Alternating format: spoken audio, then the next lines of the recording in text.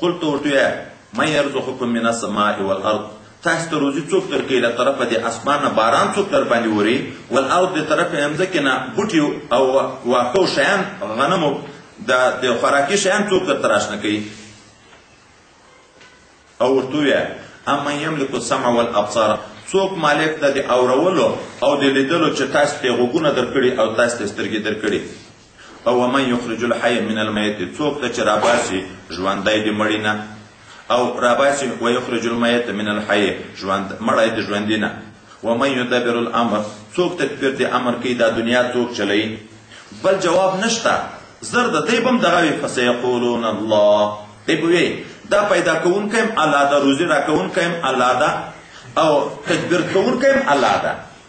فقلت ورته افلا تتقون، نو د دغه خدای د عذاب نه ډارېږئ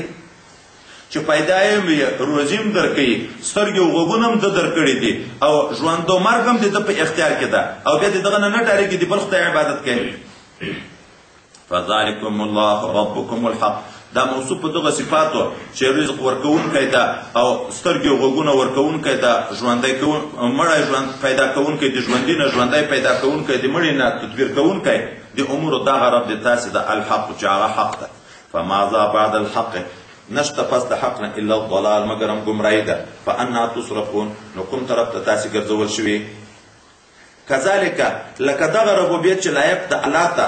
دغه خبره ثابته ده، دغه شان حقت کلمت ربک، ثابته ده کلمه د رب د تا د عذاب علی الذین په هغه خلکو باندې فسقو چې هغه کافران شوي دي، انهم لا یؤمنون، بېشکه دوی ایمان نه راوړي. قلت ورته وایه دوی ته هل من شرکائکم، آیا شته د تاسې د شریکانو د جملې نه من یبدأ الخلق، هغه څوک چې پیدا کوي مخلوقات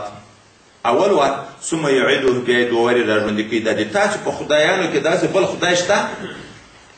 جواب نشته بل مګر همدا ده. قل الله یبدأ الخلق، ته ورته وایه الله مخلوق نوی پیدا کوي هم دی، ثم یعیده، بیا یې دوه وارې راژوندي کوي هم دی. نو فانا تؤفکون، نو په کوم طرف اړول کېږئ تاسې د دغه خدای نه چې پیدا کوونکی هم دی ده، دوه وارې ژوندی کوونکی هم دی ده، او بل خدای داسې نشته، او تاسې سجدې بیا بل ته کوئ. قلت ورته وایه دوی ته هل من شرکائکم من یهدي الی الحق، آیا شته د تاسې په خدایانو کې بوتانو کې یو څوک چې هغه خلکو ته سمه لار بیانوي، حق ورکوي؟ قل الله یهدي للحق، ته ورته الله ښوونه د حق په طرف باندې کوي، بل هادي نشته. افمن یهدي الی الحق، آیا نو هغه ذات چې خلکو ته ښوونه حق طرف ته کوي چې الله تعالی ده، حق هغه لایق ان په دې سره د یتبعو چې د ده متابعت وکړی شي، د ده بندګي وکړی شي، امن لا یهدي، او که هغه چې هغه هدایت نشي کولی خلکو ته،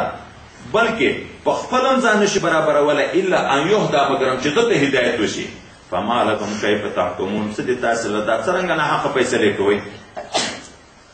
وما یتبع اکثرهم الا ظنا، متابعت نه کوي دغه خلک اکثره د دوی مګر تش د ګمان. او ان الظن لا یغني من الحق شیئا، بېشکه ګمان اټکل نشي بې پروا کولی هېڅوک د حق نه د هېڅ شي. ان الله علیم بما یفعلون، خدای پاک عالم د په هغه څه باندې چې دی فعل کوي. وما كان هذا القرآن ان يفترى من دون الله، نه د دغه قرآن د سره داسې چې د دومره فصاحت او بلاغت او د اعجاز خاوند وي او هغه دی په دروغو باندې جوړ کړی چې غیر د الله تعالی نه بل څوک دې داسې د ځانه جوړ کړي. لیکن دا قرآن چې دا تصدیق الذي، رښتینی کوونکی د هغه کتاب د بین یدیه چې مخکې تر ده تېر شوی ده، وتفصیل الکتاب لا ریب فیه، او تفصیل کوونکی د هغه لیکل شوي دی په تاسې باندې په داسې حال کې چې هېڅ شک نشته پکې. من رب العالمین، دا له جملې د رب العالمین نه، له طرفه د رب العالمین نه. ام یقولون افتراه، بلکې دوی وایي چې دا رسول الله د ځانه جوړ کړی. قلت ورته فأتوا بصورة مثله، تاسې راتګ وکړئ په یوه صورت د قرآن، او ګوښې تاسې نه وادعو من استطعتم من دون الله، او در وبولئ کومک ته هغه څوک چې طاقت مو وي غیر د الله تعالی نه، ان کنتم صادقین، که رښتوني یې چې دا د بنده کلام ده، خو تاسې هم دغسې عرب یې فصیح او بلیغ یې، تاسې خدایان ټول سره شریک شئ. درې قسمه تحدا په قرآن کې راغلې ده چې قرآن کې دې شک کوي، یو وارې په ټول قرآن چې که یو وارې تاسې شک کوي، نو خو دغسې قرآن تاسې هم جوړ کړئ، د هغه نه عاجز. بیا بل ځای کې تحدي کېږي چې فاتو بعشر سورې، لا سورتونه خو راوړئ، د هغه نه هم عاجز. بیا تحدا په یوه کنکي صورت کېږي، فاتو بصورت، یو کنکی صورت خو جوړ کړئ. یو کنکای صورت خو جوړ کړئ، خو د یوه صورت نه هم ټوله دنیا عاجزه ده چې مقابله یې نشي کړی. نو خو باید دغه د عقل کار ده چې خدای هدایت نه کړي. د موجوده حالاتو کې کله کله د دوی په وسایلو خدای د دغه دین حقانیت ثابتوي، ښکاره کوي یې، خو لیکن هدایت چې نشته نو نه یې قبلوي. دا څو کاله مخکې وارې دا کتابونه قانونونه هغه د دوی په اصطلاح باندې کومه وسیله ده یغه ته یې ور اچول پکې کته یې. نو دا چې لیلن سالن کوم قانون جوړ کړی دا د نورو څومره قانونونه جوړ کړي دي د هغه یې چې ور داخلول چې وبې کته هغه کمپیوټري نظام باندې وایي ویل چې د ده په مثل هر سړی کتاب هر سړی داسې قانون جوړوي چې خطایي نشته پکې، نقصان او زیادت خو دا شی نشته پکې. قرآن یې کتلی دا څو کاله مخکې وایي دا داسې کتاب نه مخکې چا جوړ کړی نه اوس جوړوی شي نه یې شاته جوړوی شي. د هغه باوجود نه یې مني، ایمان نه پراوړي، حقانیت یې ورته ثابتېږي خو عنادګر دي. او بل طرف ته صفت مبدل د دې لپاره مبده ده، بل کذبوا بما لم یحیطوا بعلمه، بلکې دوی نسبت دروغ کوي هغه قرآن ته چې پوره نه و رسېدلی دوی په علم دي هغه باندې. الانسان الناس اعداء لما جهلوا، چې د څه شي په حقیقت نه پېژنو دښمن یې ده، لرې که ده سره ضربه یي خو چې قدر یې نه ورته معلوم غورځوي به یې. اوس نو دوی د ناپوهۍ د وجې نه چې د قرآن په اعجاز و فصاحت و بلاغت نه پوهېده، بېعلمه یې تردید وکړ. ولما یأتیهم تاویلو، او نه ور راغلی دوی ته معنا او حقیقت دغه قرآن. کذلک کذب الذین من قبلهم، دغه شان تکذیب کړی و یغه خلکو چې پخوا تر دوی تېر شوي دي. فانظروا ګوره کیف کان عاقبت الظالمین، چې څرنګه و آخري عاقبت د ظالمانو. ومنهم من یؤمن، ځینې د دغه مکذبینو نه هغه دي چې ایمان راوړي په دغه قرآن. ومنهم من لا يؤمن به، او ځینې دي هغه دي چې هغه ایمان نه راوړي په هغه باندې. وربک اعلم بالمفسدین، خدای پاک دې تا که عالم دی په مفسدینو باندې. چې چا کې قابلیت وي، استعداد د ایمان وي، خدای پاک یې ورنصیب کوي، که اول نه یې اخر یې ورنصیب کوي. خو چې په چا کې نه یې الله مفسد پېژني، مصلح او مفسد پېژني، هغه ته بیا نه ورنصیب کوي.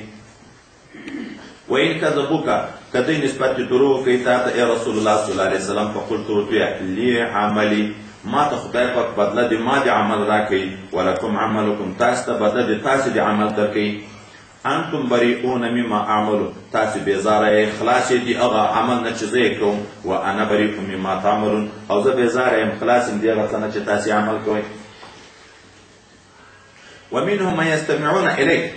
بعضې ځینې د دا کافران هغه دي چې غوږ نیسي تا ته هسې ظاهرا د تمسخر دپاره، خو چې هر څومره قرآن ورته بیان کړي زړه ته یې نه لوېږي. دا یې د مړي غوندې حیثیت لري، مړي کوڼ غوندې حیثیت لري، کوڼ ته ور اورول د تا په وس کې نشته. ومنهم من یستمعون الیک افانت تسمع الصم، آیا ته ور اورئ کاڼه ته اورول ورکړی شي؟ بیا داسې کوڼ ولو کانو لا یعقلون، چې عقل هم نه لري، یو طرف ته کوڼ وي بل طرف ته عقل هم نه لري، نو داسې کاڼه ته چې هغه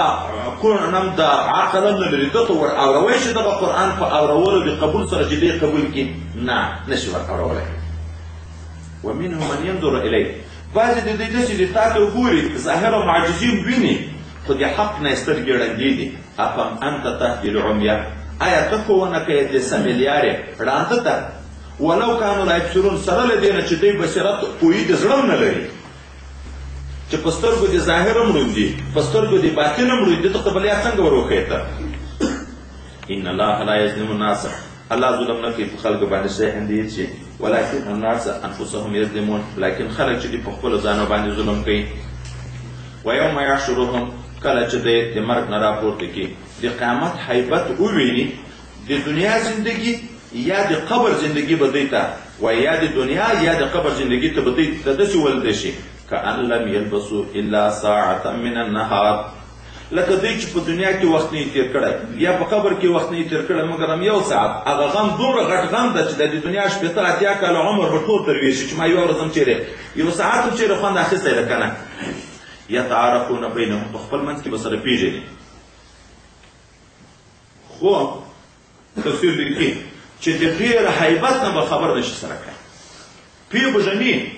دا مې پلار ده، دا مې ورور ده، دا مې تربور ده، دا مې اکا ده، دا مې مېړه ده، دا مې ښځه ده، دا ټول به سره پېژني. خو لیکن هلته به نه اورې الا همسا صرف دا څښکۍ د پښو به وي او هر څوک په ستومانه روان وي نور به یخ طرف ته خبره مبره کړی نه شي یو د بل سره یو حالت به په دې داسې د حیبت راځي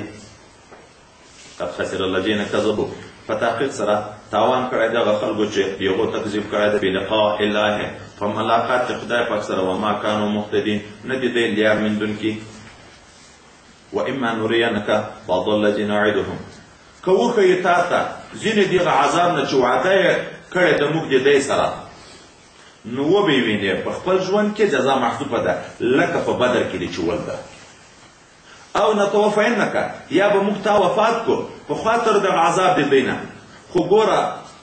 بېغمه اوسېږه د موږ د عذاب نه خلاصېدی نه شي په الینا مرجعهم موږ ته راتګ د دی ده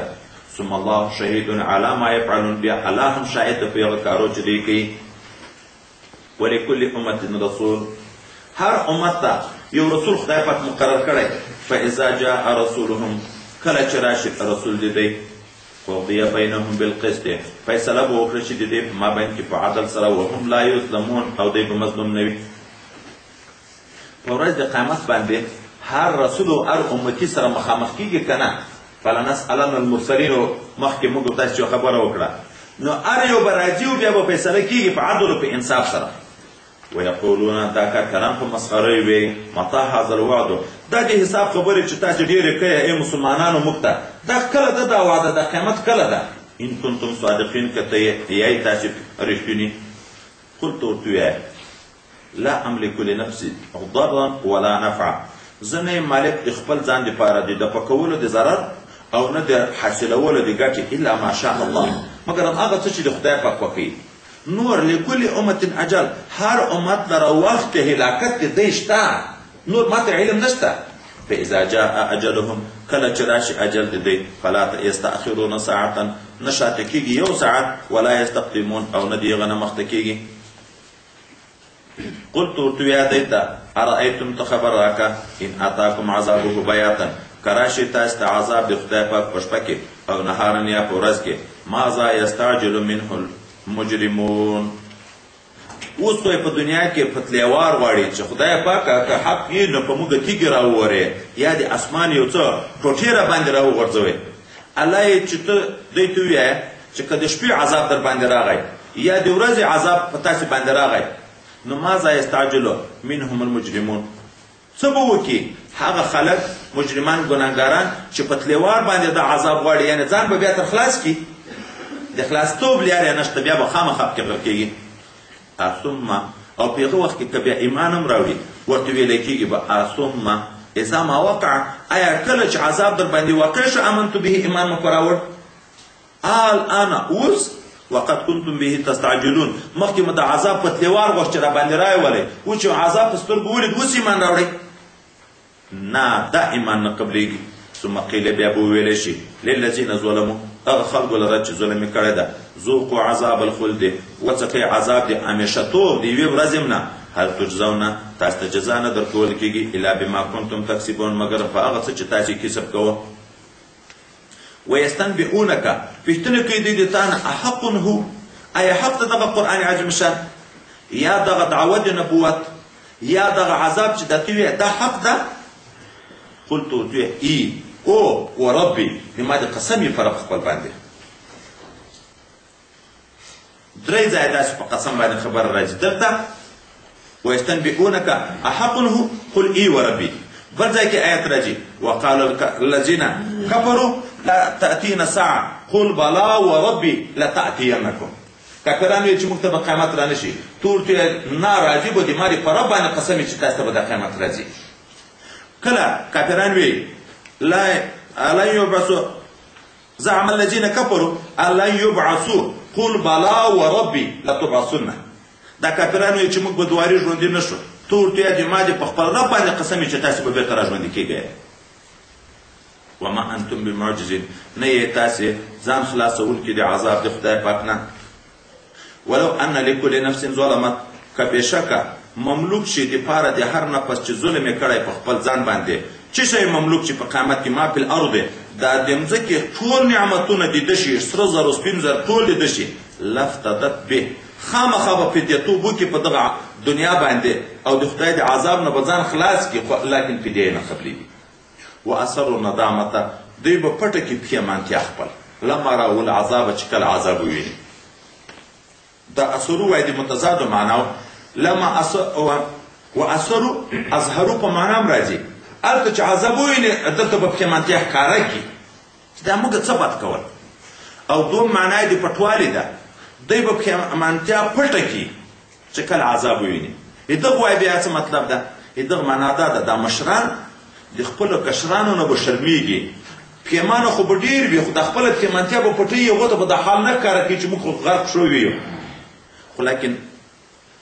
وقضي بینهم بالقسط، فیصله به وشي د دې په مابین کې په عدل سره، وهم لا یظلمون، دوی به مظلوم نه وي.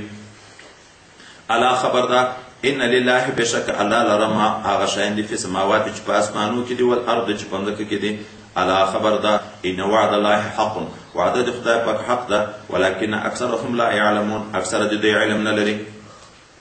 هو یحیی، دغه الله ژوندي کول کوي، و یمیت، مړه کول کوي، و الیه ترجعون، او دغه الله ته به بیرته وروستل کېږي، بیول کېږي به په قیامت کې. یا ایها الناس، ای خلکو، قد جاءتکم موعظة، فتحقیق سره راغلی د تاسو ته نصیحت من ربکم له جانب د رب د تاسو نه، وشفاء لما فی الصدور، او شفا د هغه مرضو لره چې په سینو کې دي. قرآن د ظاهري جسماني مرضو دپاره شفا ده، او د روحاني مرضو دپاره هم شفا ده. یو سړی وایي راغی حضرت پیغمبر صلی الله علیه وسلم ته ویله چې سینه مې درد کوي، ده ورته ویل تلاوت قرآن عظیم شان کوه. ولې؟ خدای پاک یې چې شفا لما فی الصدور ده. دستونه چې خراب شي د تعویضو کتابونه هم لیکي چې تلاوت یې کوي، د تلاوت سره خدای پاک ستونه جوړوي. شفا لما فی الصدور ده. او روحاني مرضونه، کفر، منافقات، دا چې څومره غلط فاسد عقیدې دي ټول په قرآن باندې رفع کېږي. وهدى هدایت او رحمت للمؤمنین، لپاره د مؤمنینو. اوس دا چې رانوځي قل بفضل الله وبرحمته، تو یا رسول الله دیتا په فضل دی الله تعالی چې قرآن ده، وبرحمته پر رحمت الله تعالی چې دین دی اسلام ده. یا بالعکس په فضل دی الله چې دین دی اسلام ده، او پر رحمت دی الله چې قرآن عظیم شان ده. یا په فضل دی الله چې دین دی اسلام ده، پر رحمت دی الله چې هغه حضرت پیغمبر صلی الله علیه وسلم ده. فبذلک فلیفرحوا، په دغه د مسلمانان خوشحاله شي. هو خیر مما یجمعون، دا خیر د دې دنیا نه چې دی جمع کوي. قلت ورته ویه ارأیتم، خبر راکړئ تاسو ماته، ما انزل الله لکم من رزق، هغه څه چې الله را نازل کړی دی د تاسو دپاره د رزق نه، فجعلتم منه حراما وحلالا، بیا تاسو ګرځولی دی ځینې د دغه رزق نه په خپل طبیعت باندې حرام، بحیره او صایبه او داسې شیان حرام کړي دي، وحلال بعضې په خپل سر باندې حلال کړي دي لکه میتته. قلت ورته الله اذن لکم، ایا خدای پاک تاسو ته اجازه کړې ده چې دا شی حلال وبولئ دا حرام وبولئ؟ ام علی الله تفترون، که خدای پاک پورې دروغ کړئ، افترا کوئ. وما ظن الذین یفترون علی الله الکذب یوم القیامه، څه شی د ګمان دغه کسانو چې دروغ تړي په الله تعالی پورې د دروغ تړي په الله تعالی پورې دروغ یوم القیامت، په ورځ د قیامت باندې. ان الله لذو فضل على الناس، بشک الله خاوند فضل د خلکو باندې، ولكن اکثرهم لا یشکرون، اکثر د خلکو شکر نه باسي. وما تكون في شأن، نه ته مشغول په کوم کار کې د کارو، وما تطلو منه من قرآن، او نه لولې ته هیڅ آیات یو سورت دغه قرآن عظیم شان نه، رسول الله ته خطاب ده. بیا امته ولا تعملون من عمل،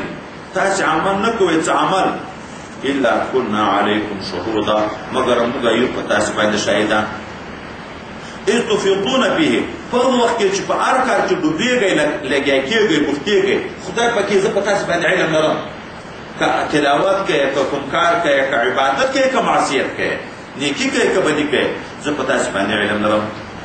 وما يعزب عن ربك، نه غایب کېږي د رب د تا نه، من مثقال ذرة، په اندازه د یوې ذرې فی الارض، په ځمکه کې، ولا فی السماء، نه په اسمان کې، ولا اسفل من ذلك، نه کنکۍ تر دغه ذرې نه، ولا اکبر، او نه زیات تر دغه ذرې نه، الا فی کتاب مبین، مګر ټول په کتاب ښکاره کې دي چې لوح محفوظ ده. د الله تعالی نه چې پټېدی نه شي. الا ان اولیاء الله لا خوف علیهم ولا هم یحزنون. خبردار واورئ اولیاء د خدای پاک دوستان دي الله تعالی چې دي لا خوف علیهم ویره به نه وي په دې باندې په قیامت کې ولا هم یحزنون او نه به دوی غمجن وي. دوستان د خدای پاک دي څوک؟ الذین آمنوا هغه کسان چې ایمان راوړی وکانو یتقون او یې ځان ساتي د ګناهونو د خدای پاک نه ویریږي. د دغو دپاره مقام د څه شي ده؟ انعام د څه شي ده؟ لهم البشرا د دې دپاره زیری دي په الحیات دنیا په ژوند د دنیا کې وفي الآخرت او په آخرت کې. لا تبدیل لکلمات الله نشته بدلیدن کلماتو د خدای پاک لره ذلک هو الفوز العظیم. دغه زیری د الله تعالی د طرف نه ورکول په دواړه جهانونو کې دغه کامیابي ډېره غټه ده. الا ان اولیاء الله لا خوف علیهم ولا هم یحزنون. دلته یو څه خبره وکړو، دا نور سبق کې تفسیر چلی دی لیکلی، نو ځکه یې داسې نه په منډه باندې روان دي او دلته یې څه کې لیکلي دي. ولی معنات شی ده لغوي، دا نفس ولی معنات شی ده او ولایت په چی شي پیدا کیږي؟ دی ولی علامت شی ده. اولیاء ته خدای پاک بیا څه انعامات نصیب کړي دي. ولی لغوي معنا باندې په معنا د محب سره هم راځي، په معنا د قریب سره هم راځي، په معنا د ناصر او معاون سره هم راځي. لغوي معنا په لحاظ اوس د اولیاء د خدای پاک په باب کې الا اولیاء الله دلته به کومه معنا اخلو؟ ولی خو په معنا د محب په معنا د قریب راځي. د الله ولیان دوستان، د محب په معنا هم سیده محبوبان دی الله، محبین دی الله، او قریبان دی الله. قریبان دی الله دواړه معنا صحیح کیږي. د محب په معنا باندې هم صحیح کیږي ځکه چې حضرت پیغمبر صلی الله علیه وسلم ته الله تعالی وی چې یهودو دعوه د محبت خدای پاک کړه، ته ورته وایې چې د ما متابعت وکړه بیا به هلته الله د تاسو سره محبت کوي. او د خدای پاک د اولیاو هم محبت د الله سره موجود وي، دومره محبت د الله سره موجود وي چې حتی د ځان یا د پلار یا د ورور یا د قریب یا د یو بل چا سره چې محبت کوي د الله په خاطر کوي. زړه یې مستغرق وي په ذکر د خدای پاک باندې په اصطلاح د صوفیاو کې، او زړه یې مستغرق او ډک او مملو وي د محبت خدای متعال نه. د الله په ذکر باندې زړه ډک وي دغه فنا د قلب ویل کېږي، او د الله د محبت نه زړه ډک وي دغه فنا د نفس ویل کېږي. او چې زړه د الله د محبت نه ډک شو، دغه انسان د بل چا سره چې محبت کوي نو د خدای د رضا لپاره وي. او چې زړه د خدای په ذکر کې مستغرق ده، دا انسان حسد او ګناه د یو قسم هم نه کوي، ځکه همیشه الله علیات اجتناب د معاصیو نه کوي. حضرت پیغمبر صلی الله علیه وسلم فرمایي په ورځ د قیامت به یوه ډله نه به انبیا وي نه شهدا، او د دوی د حال به غبطه کوي شهدا او انبیا. داسې مقام به خدای ورکړي چې انبیا او شهدا به غبطه کوي چې داسې مقام موږ ته خدای پاک نصیب وای. خو دلته لږ سر په خلاص کړو چې نو ولي تر نبي نه پورته ده. دغه دوه ډېر بهترین معقول جوابونه بخاري شریف کې چې راځي. یو دا معنا چې داسې مقام خدای پاک ورکوي که نبي ته نه وایي نو هغه به هم دغه مقام وایي، که نه وایي نو د دغه شي بې عمل کوو داسې مقام خدای ورکوي. او یا دا معنا ده یو سړي ته په مخ کې ښې غوښې پرتې دي، وریژې پلاونه پراته دي، میوې پرتې دي،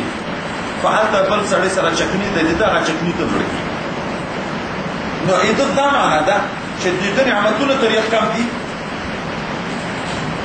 وایي انبیا چې د دوی د حال دا یو امتیازي مقام ده چې خدای پاک دوی ته ورکوي. نو که نبي ته نه وي هم خو داسې نه معنا چې تر نبي نه د دې رتبه پورته ده د نبي من انعامات داسې دي لکه هغه غوښې وریجې چې ورته پرتې دي ده ته په نسبت هغه ته لکه یو چکني چې ورسره پرته وي نو دلته انسان طبعا شوق ورته پیدا کېږي. اوس نو د دوی د حال غیبته کوي انبیا او شهدا او دا خلک یو د بل سره محبت د خدای د رضا لپاره کوي، نه به یې په خپل منځ کې د قرابت لحاظ وي، نه به د دنیا لحاظ وي چې ما سره به دنیایي کومک وکړي یا دنیایي کومک چې ورسره کېږي هغه په خاطر وي. مخونه به د نور وي، ناست به په منبرو د نور باندې وي او دوی به په خوب کې نه وي چې کله خلک په خوب کې وي، دوی به غمجن نه وي چې نور خلک غمجن وي. الا ان اولیاء الله لا خوف علیهم ولا هم یحزنون. نه به په دې باندې خوف وي، نه به په دې باندې غم وي او نور خلک به په خوف او په غمو کې وي. بل روایت کې راځي حضرت معاذ رضی الله عنه روایت چې نبی علیہ السلام چې الله تعالی وی وجبت محبتي للمتحابون فيا والمتجالسون فيا والمتزاورون فيا والمتبادلون فيا. امام محبت علاوه دیو خلق سره ثابت واجب ده چې دوی یو د بل سره محبت خاص ما په خاطر کوي، یو د بل سره په مجلسو کې شرکت خاص ما په خاطر کوي، یو بل ملاقات تګ وراتګ خاص ما په خاطر کوي، یو بل ته دنیایي کومکونه خاص ما په خاطر کوي. ما د دغو خلکو سره محبت الله وی چې واجب ده چې زه هم د دې سره محبت کوم. بل روایت کې راځي چې بهترین د عباداتو الحب فی الله البغض فی الله، چې د یو چا سره ملګرتیا او محبت کوي خاص د خدای د رضا لپاره، نیک سړی ده د ده د نیکي د وجې نه محبت ورسره کوي،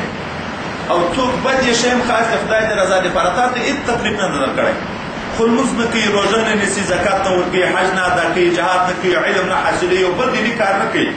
فاسق ده، ته یې بد یې شی، بل غرض به نه وي. دغه بهترین د عباداتو الحب فی الله البغض فی الله، یو د بل سره محبت کول د خدای د رضا لپاره او بغض کول د خدای متعال د رضا لپاره. نبی کریم صلی الله علیه وسلم من احب لله وابغض لله واعطى لله ومنع لله فقد استكمل الايمان. چا چې د چا سره محبت هم د خدای د رضا لپاره کول او دښمني هم د خدای د رضا لپاره کړه، چا سره یې کومک هم د خدای د رضا لپاره کړه، د چا سره یې بایکاټ نه کومک هم د خدای د رضا لپاره کړه، دغه سړي خپل ایمان کامل وګرځوه. نو یو معنا د محبت ته دغه اولیاء د خدای پاک هغه څوک دي چې د دوی د الله سره زړه په محبت ډک ده، حتی چې د الله د وجې نه د بل چا سره محبت کوي، د قرابت لحاظ نه وي، د دنیا لحاظ نه وي، د قدرت لحاظ نه وي، د دنیا تمه توقع نه، صرف د ښه سړیتوب د وجې نه محبت ورسره کوي. او د قرب معنا یې څه ده؟ الله تعالی وایي نحن اقرب الیه من حبل الورید. دا به بیا په خپل ځای کې ان شاء الله ذکر کوو، خو دلته لږ به پکې وي. یو قرب ذاتي ده، یو قرب محبتي ده. د اولیاء د خدای پاک د الله سره قرب د محبت ده، خو په دغه کې ډېرې درجې دي. الله تعالی وي د ما بنده د په فرض عمل ما ته رانږدې کېږي، بیا چې نفل عمل کوي ما ته رانږدې کېږي تر دې پورې چې ما محبوب شي، او چې د ما محبوب شو زه یې سترګې شم چې په ما باندې لیدل کوي، زه یې لاس شم چې په ما باندې نیول کوي، زه یې پښې شم چې په ما باندې رفتن کوي. دا د قرب مقامات هم ډېرې درجې لري، د چا محبت په څومره انداز ده او د چا محبت په څومره انداز ده، د چا طاعت او عبادت څومره ده او د چا څومره ده، چې څومره عبادت تېرېږي، اوقات نه ضایع کېږي، ټول مستغرق د خدای پاک په عباداتو کې وي، دومره به د دغه انسان قرب خدای پاک ته تر هر چا نه زیات وي. نو دواړه معنا یې څه دي؟ هم د قرب معنا څه ده؟ د الله ته خدا قرب وایي په نظر د کشف باندې جسماني معلومېږي، په عامه سطح باندې خو د خلکو سر په هغه نه خلاصېږي، په کان قاب قوسین او ادنا مقام پیدا کېږي.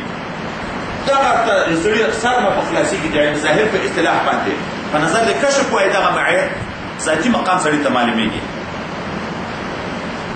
بل خبر د ولی علامت شي ده سړی ولی په چی باندې پیژني امام بغوی یو روایت لاندې داسې ذکر کړی چې اولیاء د خدای پاک هغه کسان دي اذا رؤوا ذکر الله حدیث مبارک ده چې دوی ولې دې چې سړی ته الله ورپیږي دوم روایت نقل کړی حضرت الله نبی علیہ السلام چې الله تعالی وی ان اولیاء من عبادي الذين يذكرون بذكري واذكر بذكرهم دوړه طرف ته تلازم ده دما دوستان دما په بندګانو کې هغه څوک دي چې د دې په یاد څور یادېږي او دما په یاد دی یادېږي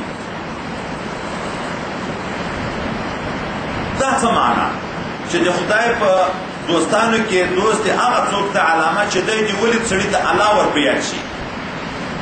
وایي ځکه د دې الله سره د معیت ذاتی او مقام وي مثلا دنیا کې دو ملګري دلته قاری صاحب او مفتی صاحب ګډ کېږي چې دا یو سړی وویني بار بار دلته کېږي د سیا دوه مر پیادېږي که نه یادېږي دا دنیا کې چې د دوه ملګرو ډېره ملګرتیایي تاګ راتاګ هر ځای کې ګرځېدل یو ځای وي نو کله چې هغه یو څوک وویني د سیا بل ملګری ورپیاد شي د دغو انسانانو د خدای پاک سره د معیت ذاتي او مقام ده د هغې وجې نه چې یو ول دی چې هغه بل ورپیادېږي چې یو یاد چې هغه بل ورپیادېږي المر څلورم اسمان کې ده شیشه دلته په مخ د مځکې ده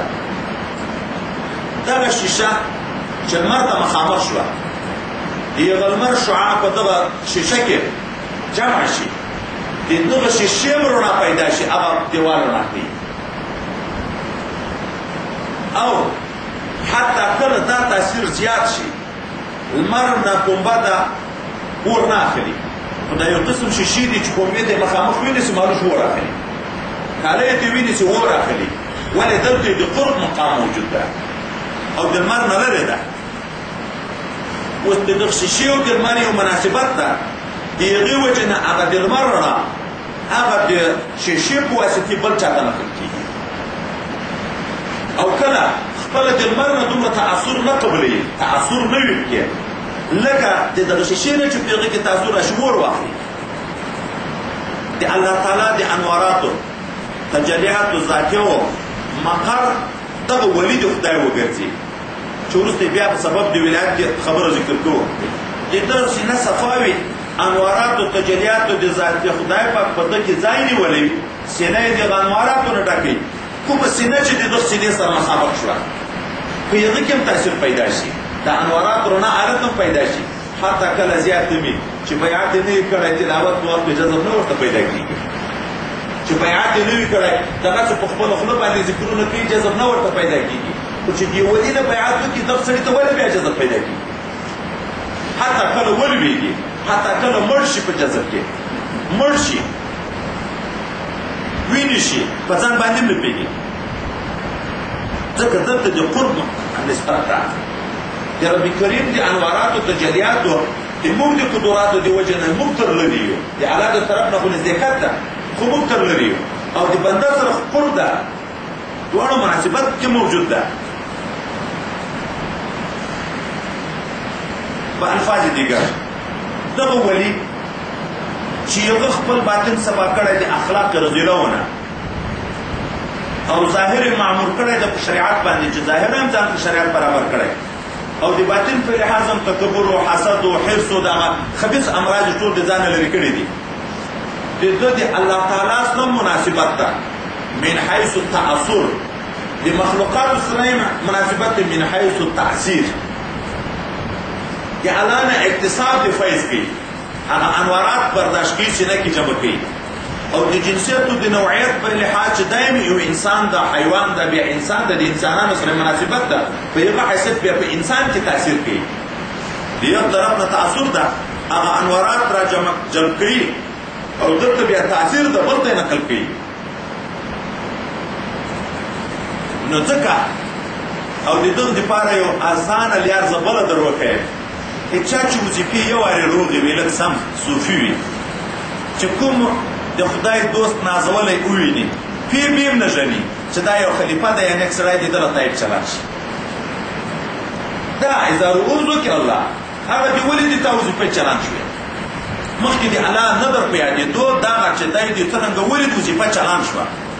دا موږ ډېر لیدلي دي خپله مشایخ مبارکو ته به چې ورغلو چې سړي به وظیفې هم نه کېدې حب الهي به غفلت کې نور شیان کې چې دوی مجلس ته به ورغله ټوله توجه به د آخرت په طرف شوه سړي ته به دستي الله تعالی طرف یادېدو دا د ولي علامه ده او دا علامه نه ده لکه عوام چې وایي چې یا به خوارق ته صادرېږي کرامات یا به کشفونه په مغیباتو به علم لري ولې ډېر د اولیای کاملینو نه داسې دي چې نه ظاهري کرامات شته د دې لپاره چې څوک یې تر وویني نه دی په مغیباتو کشف لري نه په څه شي باندې پوهېږي او وی به تقریبا په اولیاو کې غټ مقام دي د بولي عجب نه ورته پیدا کېږي چې په څه شي نه پوهېږي خپل ځان ته همیش عاجز ورته زده کېږي د بل مغیباتو کشفیاتو نه خبرې اوري پلانکی داسې کشف لري پلانکی داسې کشف لري دلته ذاتې ځان کم لیده کېږي او من تواضع لله رفعه الله او دغه خوارق وایي دا خو غیر اسلامي ډلو ته پیدا کېږي جوګیان یو ته خوارق نشته کشف غیر اسلامي ډلو ته جوګیانو ته اشراقینو ته کشف نه کېږي پرون مو ویلې چې لو كنت اعلم الغيب لاستكثرت من الخير رسول الله چې دم په ټولو پټ شایانو نه پیګا د غیب نه پکې دي ځان نو خبره دا ده چې علامه دا نه ده چې دای به خوارق لري دا نن سبا اکثره غریبانان خلک د عوامو فکر دا ده چې په زرګ هغه ده چې په هوا الوځي هغه به د جادو نه الوځي یو جادوګر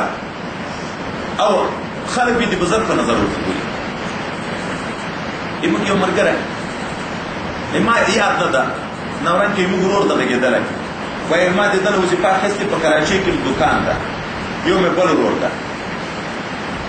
هلته یو وارې داسې مشکل جوړ شو هوټل بند شو څوک نه راځي هوټل ته هغه ته ماڼۍ ته څوک نه راځي دامونه تعویضونه توپې جادو ته در باندې توپې شي دي اخر فرق دې موږ ور واخلي دا د هوټل جوړې پلانین چې راوړو بېرته وسوځي وایي ځکه مې دا ورور ته وویل چې بل څه نه کېږي یو سړی د پورې غاړه ناست وي موږ نه د ورخیال یو شی به لهیي دودهیي یې وایي ما ته اشتباه شو چې دا ولا څه شته ما ورته بل کار نه کېږي دا څه وظیفې به کوو یو ساعت به ته کښېنې وظیفې ته یو ساعت به زه کښېنم وظیفې ته بس وظیفې هم چالان کړې کار روان شو هغه هلته ورونه بلوي موږ دلته خپلې وظیفې کوو دا خپله رابطه د خپلو مشایخو نیسو تقریبا څو شپې داسې جنجال سره تېر شو بله ورځ راغی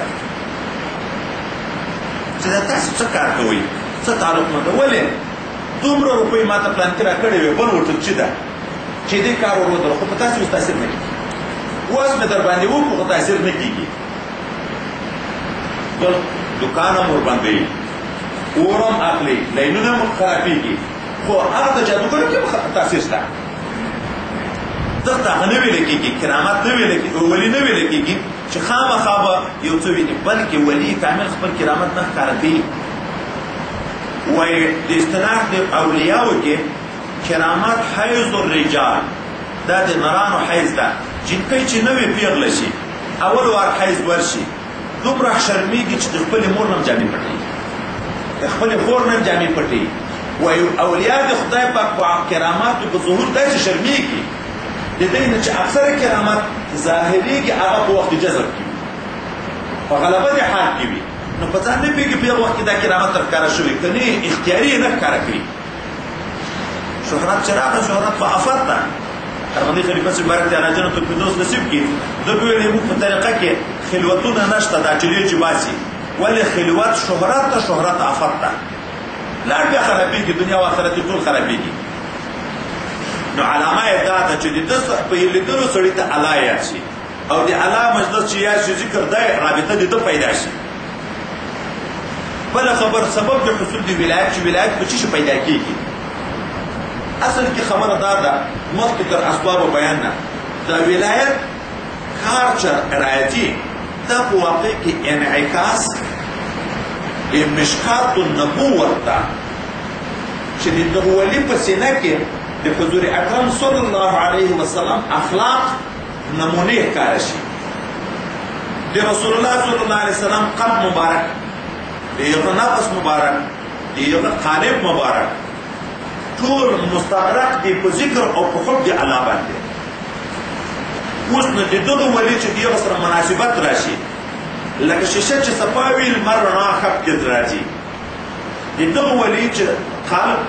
نفس او قالب ټول بدن همه وخت د خدای پاک په ذکر کې مستغرق شي، د ګناهونو نه اجتناب او پرهیزګاري موجود شي، بیا د پیغمبر علیه السلام د سینې مبارکې سره مناسبت موجود شي. شاه ولی الله صاحب هغه چې مدینه منوره کې کله زندگی کوي، په یوه زندګۍ کې د مراقبې په حال کې بعضې حالات چې ورته ښکاره کېږي، نو دی وایي چې ما ته چې بعضې کشفیات هلته په حرم شریف کې شوي دي، د هغو فوز الحرمین کې لیکي. یو د هغو د جملې نه دا و چې ما ته دا معلومېده چې د حضور اکرم صلی الله علیه وسلم د سینې مبارکې نه انوار د محدثینو کرامو شیوخو زړو ته نقل کېده. دا د کشف د نګاه نه ما ته معلومېده چې د حضور اکرم صلی الله علیه وسلم د سینې مبارکې نه د شیخ الحدیثانو محدثینو کرامو سینو مبارکه ورته هغه د نبي کریم صلی الله علیه وسلم د سینې مبارکې نه لاین وروانو انوارات ورته منتقل کېده. اوس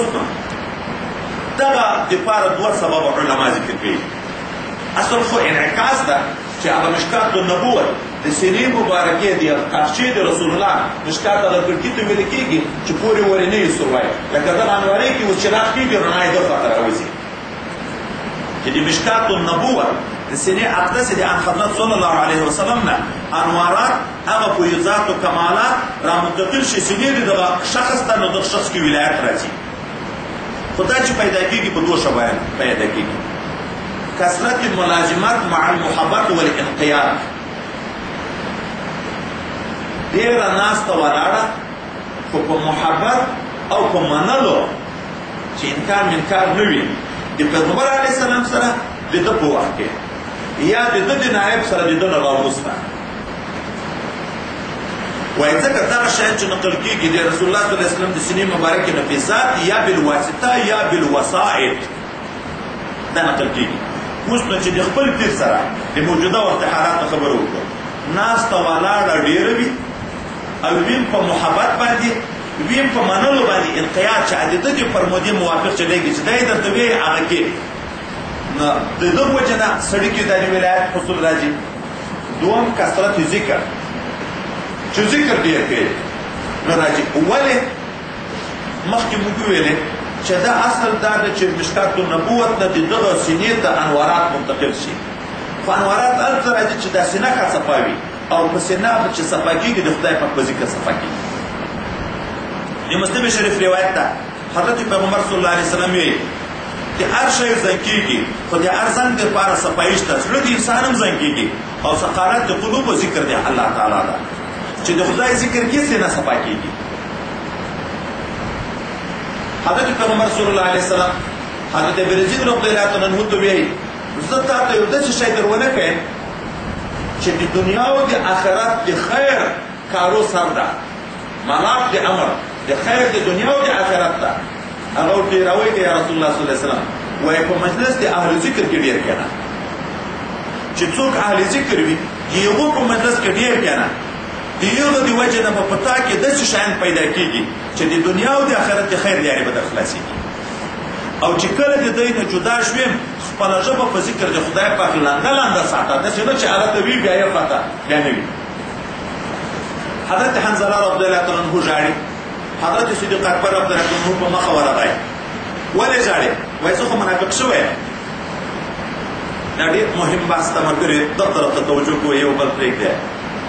وایي زه منافق شوی یم. وایي ولې؟ وایي چې د رسول الله صلی الله علیه وسلم په مجلس کې یو دومره مو حضور برابري لکه الله جنات دوزخ هر شی چې په سترګو باندې ویني چې بیا د هغه ته راشو د خپلو ښځو سره د خپلو بچیانو سره د خپلې دنیا سره بیا مشغول وي بیا هغه حالت نه لاړ شي. صدیق اکبر وایي زه خو هم دغسې یم. د ده ورشو رسول الله صلی الله علیه وسلم ته، حضور اکرم صلی الله علیه وسلم ته چې ورغله ژاړي. هغه ورته ولې ژاړې یا حنظله؟ وایي زه خو منافق شوی یم. ولې؟ چې تاسو ورو یا رسول الله موږ دومره حضور برابر یې لکه جنت او دوزخ چې په سترګو باندې ویني. حالت مشاهدي ان تعبد الله كانك تراه، چې بیا لاړ شه فصل الازواج وزیعه، بیا د ښځو سره لوبې کوو، د مالو سره مشغول یم. رسول الله صلی الله علیه وسلم ورته د مسلم شریف روایت ده که تاسې همیشه په یو حال پاتې وئ لکه د ما په مجلس کې یا لکه د ذکر په حال کې، نو د تاسې سره به په لیارو ملایکو په ښکاره ستړي مشي کولې، د تاسې په کور کې تاسې په بستره به ملایکو ستړي مشي درسره کولې، دومره به هم د ملایکو سره مناسبت موجود شوی و. خو ولکن ساعتا و ساعتا یا حنظله، کله کله داسې عشق پکار ده چې په سړي کې دومره خوند د عبادت او شوق غالب شي لکه الله او رسولو هغه جنت او دوزخ چې په سترګو باندې ویني. کله کله به بیا د دنیا کار کوي، د دغه نه بغیر خو دنیا زندګي نه چلېږي. اوس ګورئ صحابه وو د رسول الله د مجلس او د غیبوبت د حال فرق وکړي چې رسول الله صلی الله علیه وسلم د دنیا نه لاړ، حضرت انس رضی الله عنه وی کله مو چې دی په قبر مبارک کې کېږي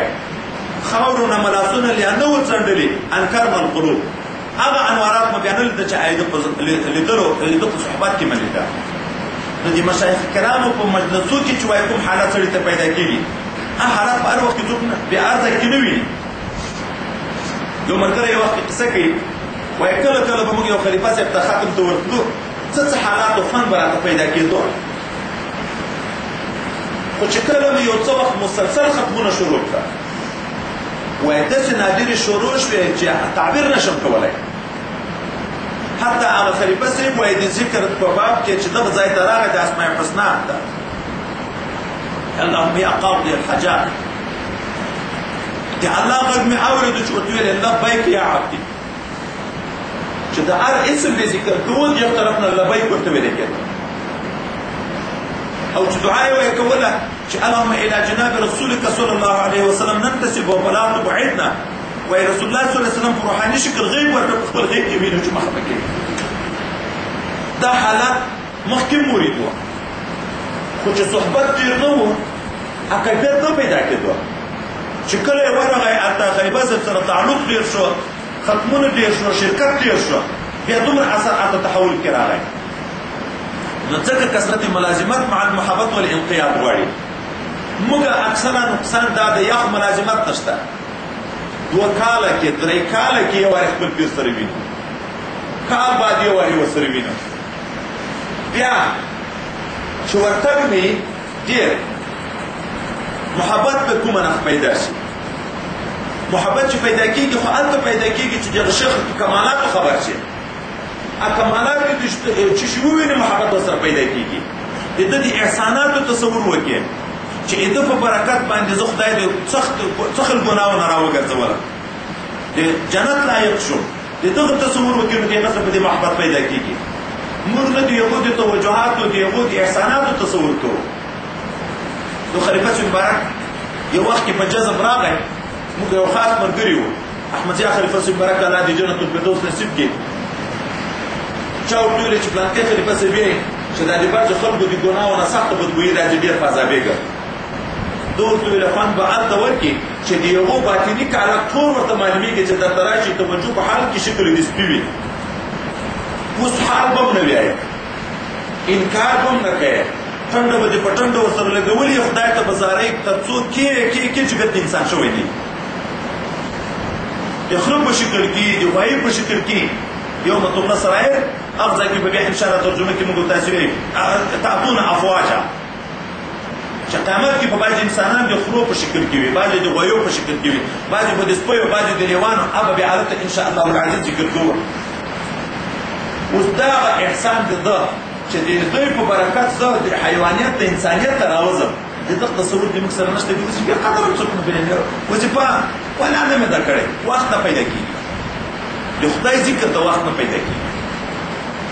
جنت غواړي خو وخت نه لري، د الله دیدار غواړي وخت نه ورته پیدا کېږي چې زه د الله د دیدار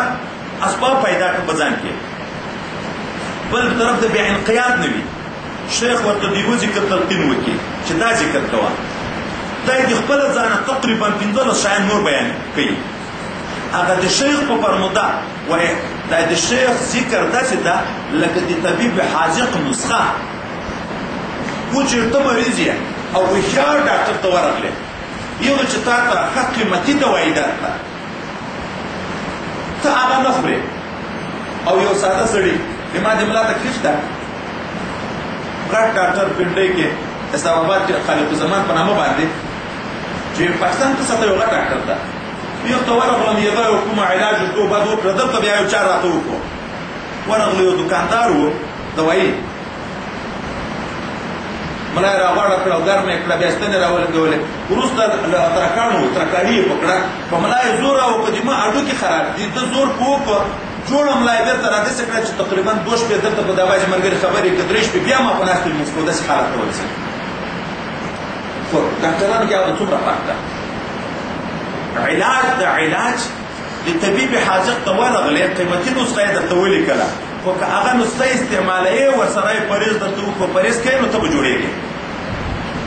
خو ته قیمتي ګولې یو قیمتي دوایي درته لیکلې ده، ته هغه نه خورې، زیاده خلک د دغه صفت تېر کوي، خلک د دغه صفت تېر کوي. نو هغه قیمتي شی چې مثلا په 100 روپۍ یوه ګولۍ ده، هغه ته پرېږدې د 1 روپۍ ګولۍ استعمالوې.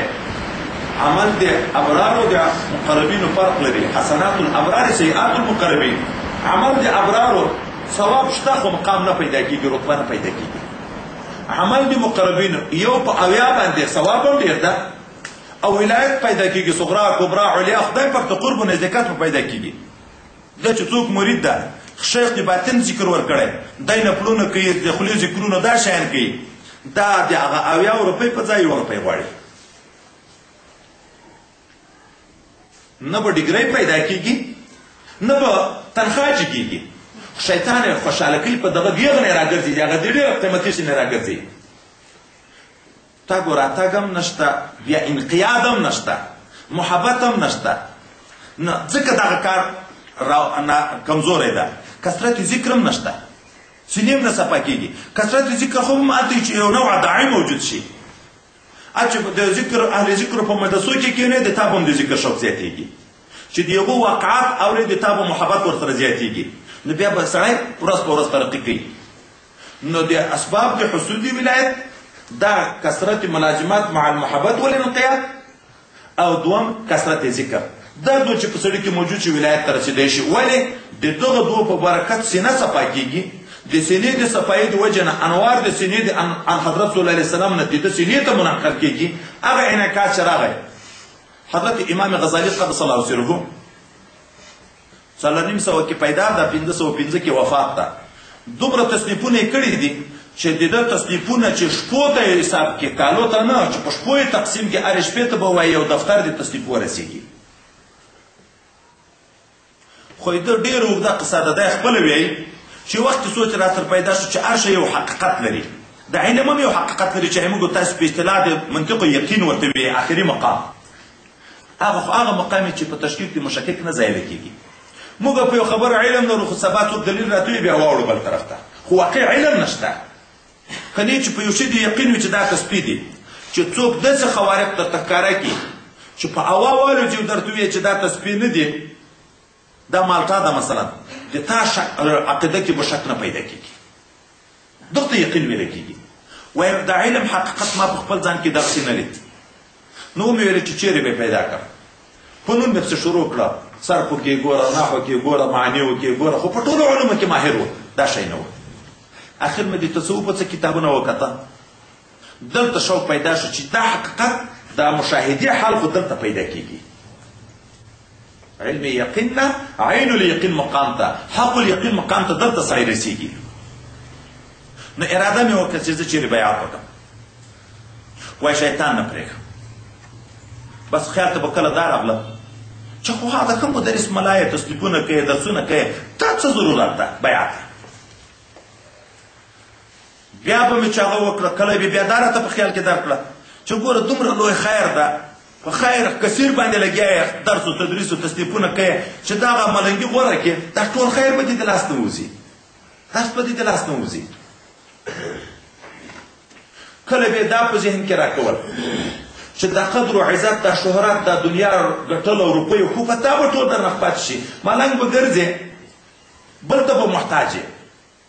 6 میاشتې وایي په ما دا حال راغی. اخر کې دومره روحاني مرض راته پیدا شو چې بېهوښه به شوم، د ډېرو سوچونه وبلوېدم. حاکمان دې وخت په راغله د ما د مرض تشخیص یې نه شوی کولی. پس له 6 میاشتو رب کریم وایي حق زړه ته راوغورځو، زړه مې مطمئن شو او لاړم شام شریف ته، هلته مې بیعت وکړه. څه وخت مې په مناره دمشق کې د مسجد شام شریف وخت تیر کو چې لا کې ریاضت مې وکړه، څه انواع کیفیت هلته هم راته پیدا شوه. بیا مې وویلې چې د ځای د هجرت د ابراهیم علیه السلام د خلیل الله نه اوس لاړ شه ځای د هجرت د حبیب الله ته. دلته چې راغلم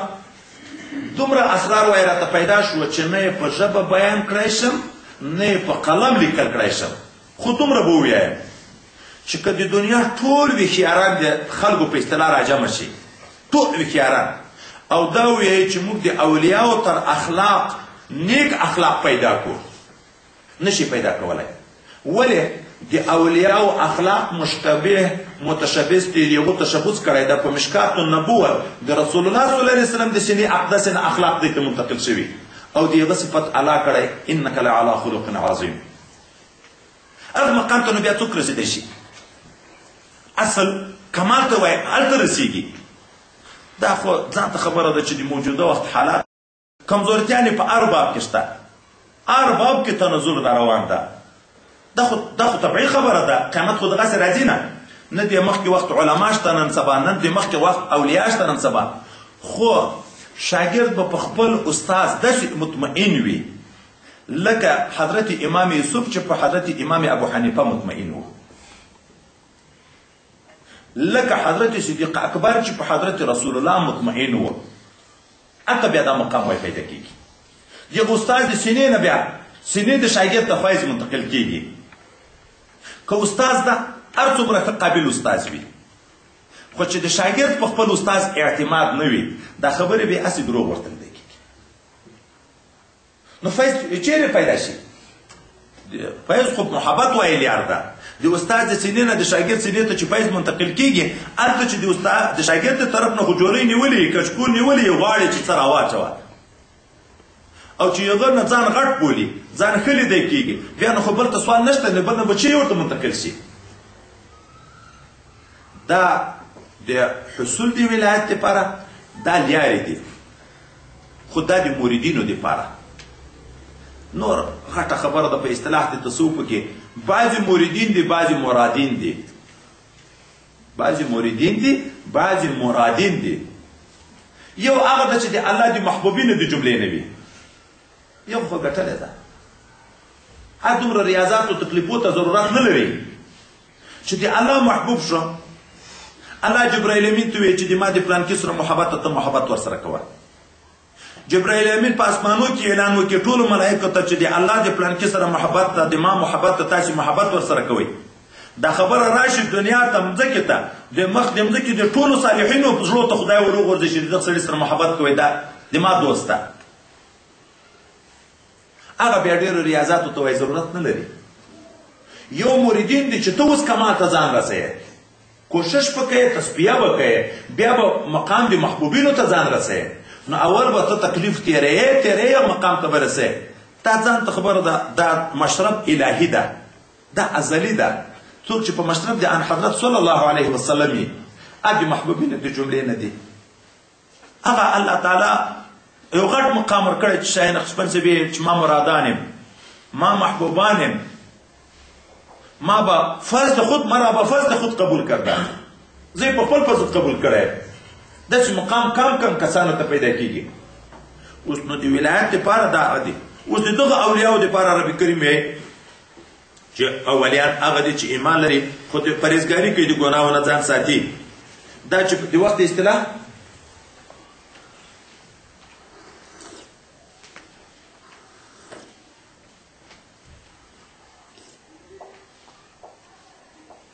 موږ تاسو د وخت خلک وینو، دا خلک بې تمیزه دي، دا عوام بې تمیزه دي. د دنیا د ګټو د تاوان پوښتنې کوي، خو د دین د ګټو د تاوان پوښتنې نه کوي چې چیرې مې ګټه ده، زه چیرې لاړ شم. نه خپل علم لري، نه د بل سره مشوره کوي. نوم د پیرانو ده، د خلکو د جوبو غله، بس پیري و مریدي ده، ورځه او سجده ورته کوه، په پښو کې ورغورځه او په جوب کې روپۍ ورڅخوه چې ته ورته ووایې ما قدر کېږي چې ته دې پسې وویلې خدای وی ولی د خدای هغه ده چې ایمان لري خو تقوا لري ان اولیاؤه الا المتقون چې دی خپله سروزونه غږوي دی خپله ګیره ښیي دی خپله تلویزیونو د دغو شیانو ته کیني دی خپله د جمع پروا نه لري دی خپله د لمانځه پروا نه لري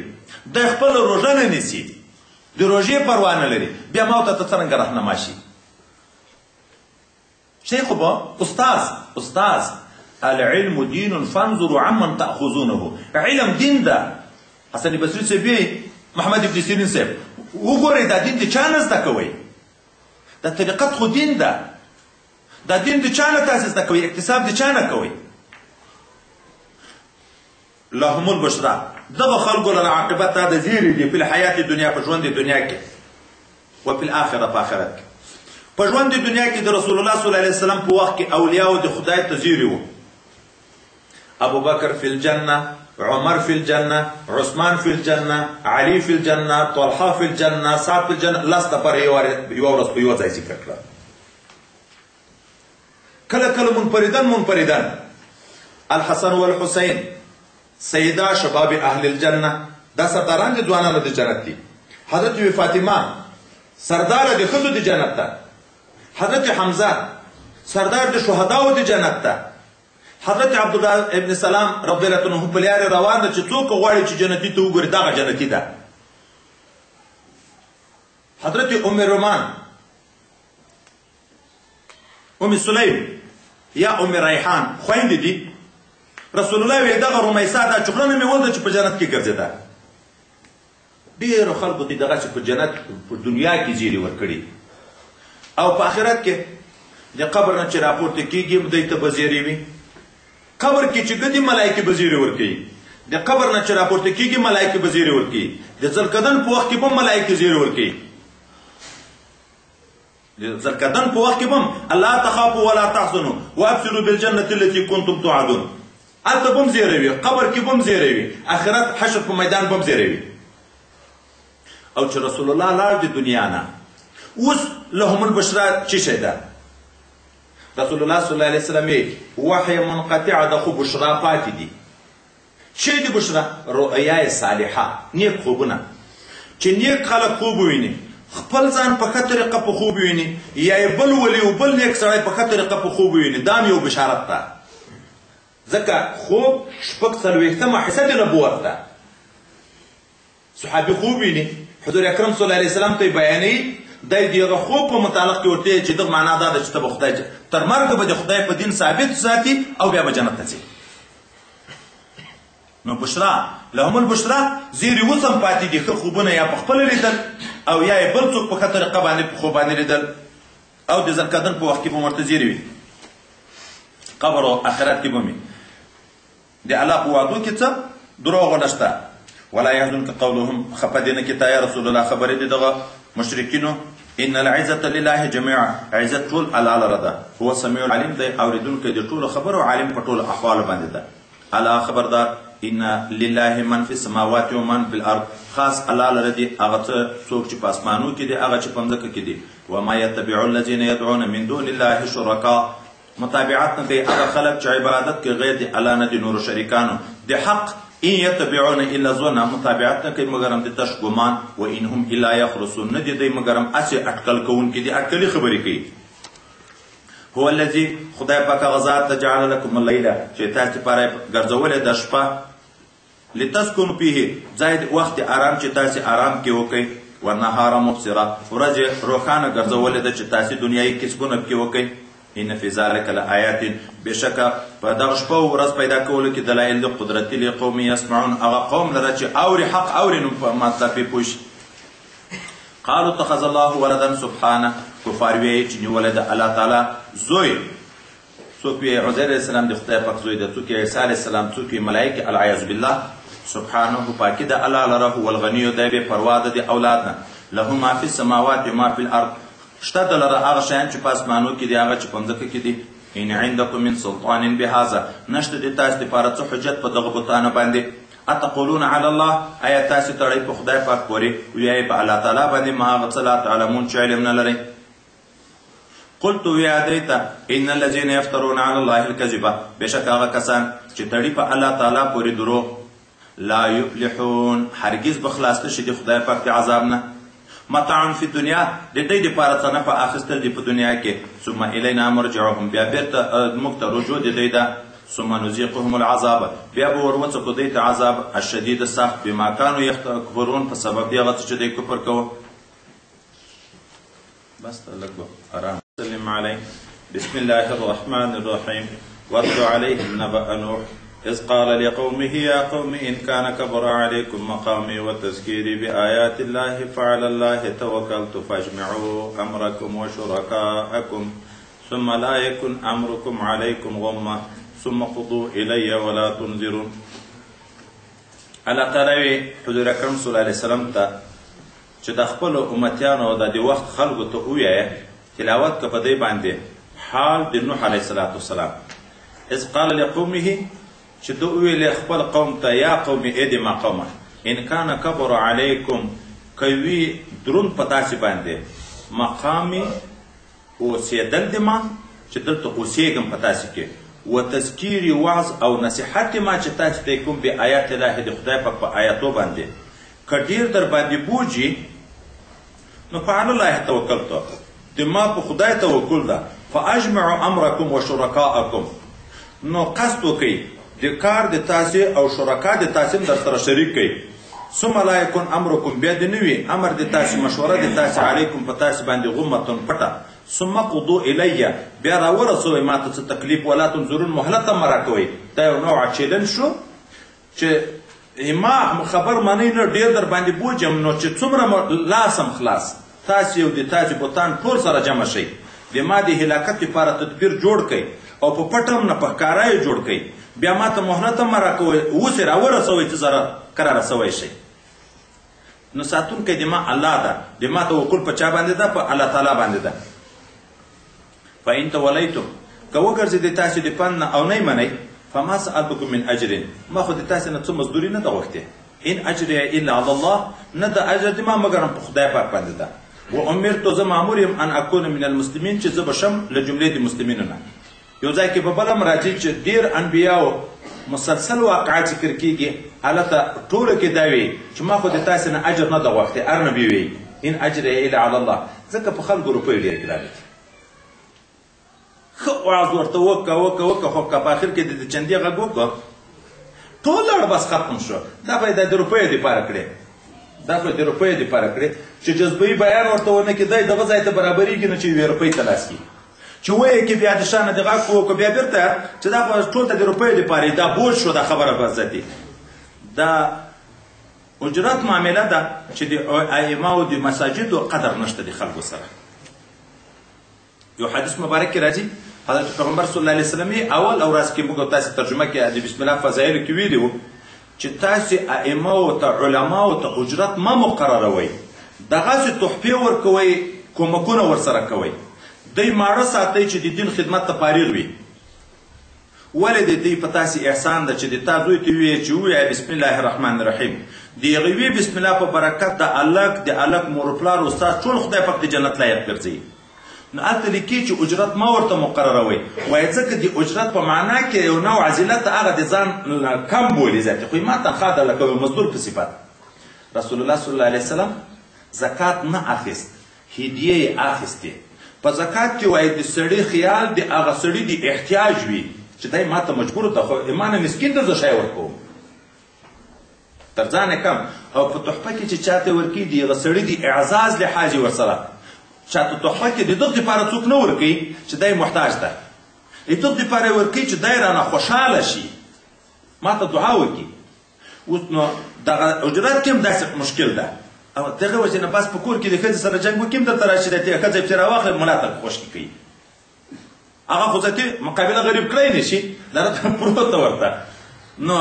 دا د اجرت خبره ما خو د تاسې نه اجر نه ده غوښتی چې تاسې باندې بوج ده ما د الله اجرت ته امید لرم نور مامور یم په دې چې زه به له جملې د مسلمینو نه یم فکذبوه دی نسبت دروغ وکړو نوح علیه السلام ته فنجیناه موږ نجات ورکړو نوح علیه السلام ته ومن معه او هغه چا ته چې د ده سره دی په پل کې په کښتۍ کې چې اتیا کسان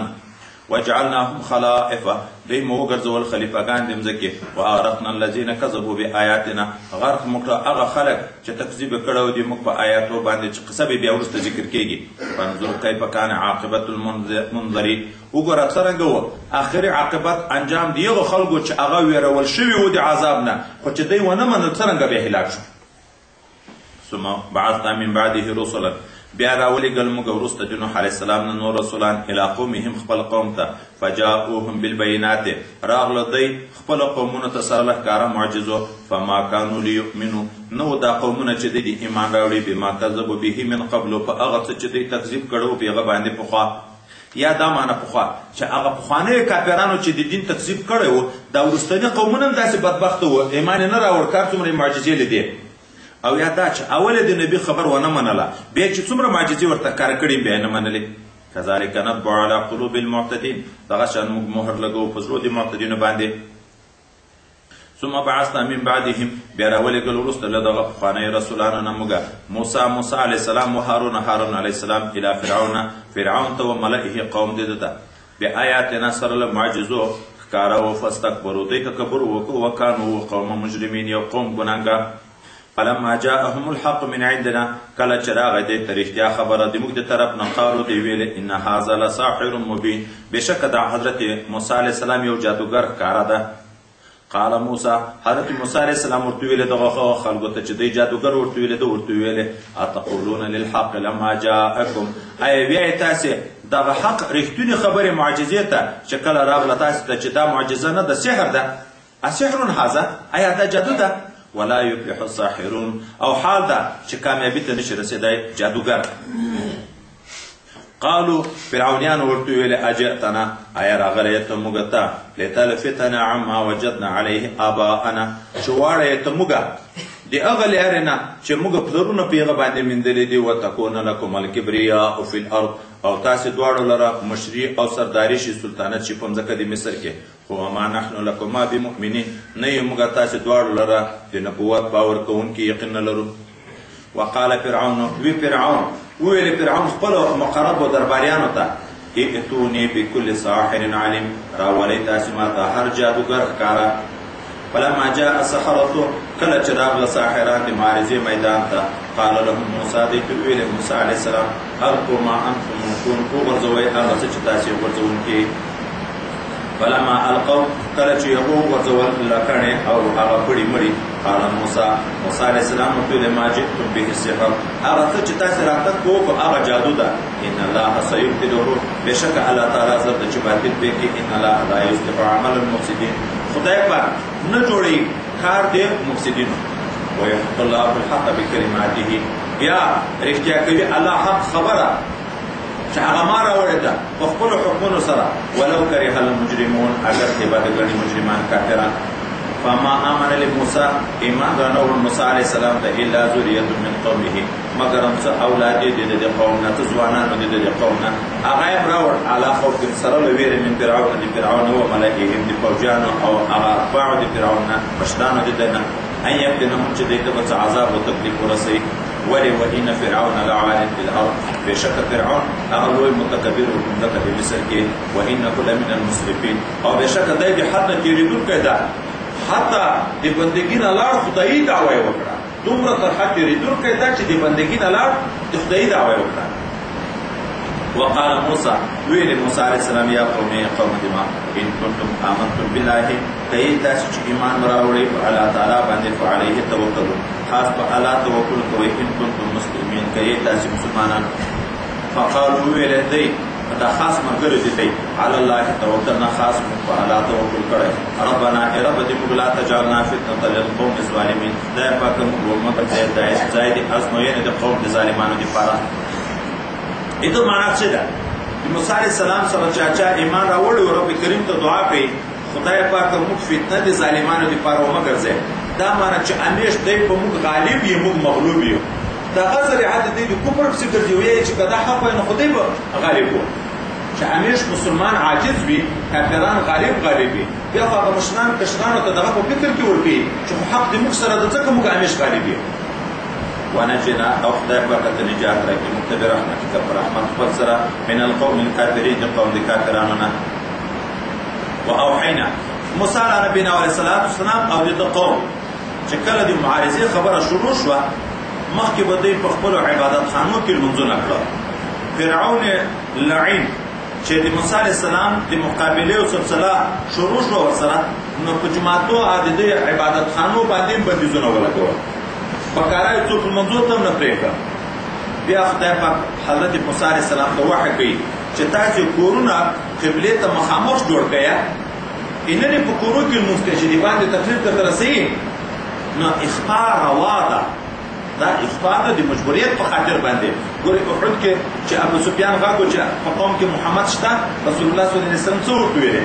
مه وایئ. حکمت په دغه کې و که نه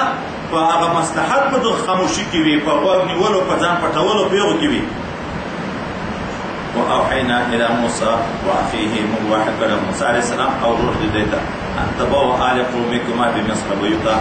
دا حکم چې تاسو جوړ کړئ لپاره د قوم خپل په مصر کې کوټې لپاره د عبادت واجعلوا بیوتکم قبلة او وګرځوئ کوټې خپلې مخامخ قبلې ته واقیموا الصلاة سم ادا کوئ لمونځ وبشر المؤمنین زیری ورکړئ مؤمنینو ته په جنت باندې. وقال موسى ویل موسی علیه السلام ربنا ای رب دې موږ انک اتیت فرعون وملأه بشک تا ای رب کریم ورکړې دې فرعون ته او د قوم مشرانو ته زینتا خایست یعنی اسباب د خایست و اموالا او مالونه په حیات دنیا په ژوند د دنیا کې چې عاقبت دا شي ربنا ای رب دې موږ لیضلوا عن سبیلک چې دې ګمراه شي د لارې د تانه. نعمت خو تقاضا د شکرانې کوي خو نه هغه خلکو سره نعمت هغه فساد پیدا کوي د نورو کفران زیاتېږي. نو خدای دنیا کې ور ډېره کړې ده دوی ځکه باغیان دي. الله تعالی عذابونه پر راوړه ربنا اطمس علی اموالهم خدای پر هلاکت راولې د دوی په مالو باندې واشدد علی قلوبهم سختي راولې مهر ولګوي د دوی په زړو باندې چې هدایت د زړه ته نه ولوېږي. فلا یؤمنون نو ایمان به نه راوړي حتی یروا العذاب الالیم چې وویني عذاب سره. اوس خبره دا ده انبیا خو د بعثت شوی د انبیاو د دې لپاره ده چې خلک به د خدای دین ته بولي د هدایت سوالونه وکړي. موسی علیه السلام څرنګه د قساوت قلب سوال وکړ چې خدای زړونه یې سخت کړي چې ایمان رانهوړي چې ښه کار شي. وایي دا هلته چې کله مایوسه شو د دوی د ایمان نه ډېرې خوارې پورې وکړې. ګورې قسمه قسم معجزې ورکولې چې مخکې هغه ورځې هغه غټ غټ معجزې څه بیان نه وشوه. خو دغه خلک نااهله وو نااهله او وحی ورته معلومه شو چې ایمان نور نه در باندې راوړي ځکه یې ذاتي ویله چې خدای نو دنیا هم برباده کړي او آخرت هم برباد کړي د ایمان نصیبه یې مومه کړي.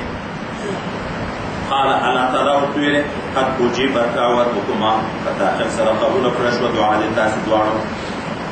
موسی علیه السلام دعا کړه هارون علیه السلام امین ویلې او امین هم دعا ده اللهم استجب خدای دغه دعا قبوله کړي چې دا موسی علیه السلام وکړه. دعا په هیئت اجتماعي مخکې به ورځي د دوی د قرآن د دغه ځای نه ثابتېږي. ولا تتبعن سبیل الذین لا یعلمون او الله دوی ته حکم وکړ چې دعا مو قبوله شوه فاستقیما تاسې سم ولاړ اوسېږئ په خپل تبلیغ د دین باندې ولا تتبعن متابعت به نه کوئ سبیل الذین لا یعلمون د لارې د هغو خلکو چې علم نه لري. بیا وجاوزنا ببني اسرائیل البحر تېرېدن وکړو په بني اسرائیلو باندې د دریاب نه. کسې مخکې وارې ذکر وه موسی علیه السلام خپل قوم په شپه کې جګ وه دی روان شو هجرت یې وکړو. فرعونیان د سهار بیا په اسانو پسې سپاره شوه. دی چې هلته دریاب ته لاړه الله دریاب ورته د موسی علیه السلام د لکڼې په واسطه باندې 12 کوڅې کړه. دی چې په دغه دریاب کې تېر شو ختم شو فرعونیان سره ورسېده او جبرائیل امین په ښځه اس ته سپور د فرعون د هغه شوخ اس مخ ته یې تېره کړه. نو اس زور پسې وکړو پسې ورګډ شو چې اس هلته پکې یې ستېل میکایل علیه السلام د شانه وپسې دا 14 لکه خلک ټول دریاب ته داخل شوه. دریاب ته حکم وشو په غرق شوه. نو الله تعالی وی وجاوزنا بني اسرائیل تېر مې کړه بني اسرائیل البحر د دریاب نه فاتبعهم فرعون وجنوده په دې پسې تابع شوه فرعون او فوجونه د ده بغیا وعدوا په اعتبار د ظلم او د تعدا سره د حد د تېرېدن سره حتی اذا ادرکوا الغرق کله چې فرعون ډوب شو قال وی ویلې آمنتو ما ایمان راوړی. یو ګورې درې خلاف خبرې کړي آمنتو بیا وی انه لا اله الا الذي امنت به بنو اسرائیل نشته لایق د عبادت مګر هغه ذات چې په بني اسرائیل ایمان راوړی. دوه دریم وانا من المسلمین زه له جملې د مسلمانانو نه ورته ویل شو جواب انا اوس ایمان راوړې وقد عصيت قبل مخکې د سرکشي کړه وكنت من المفسدين ډېرې جملې د مفسدینو نه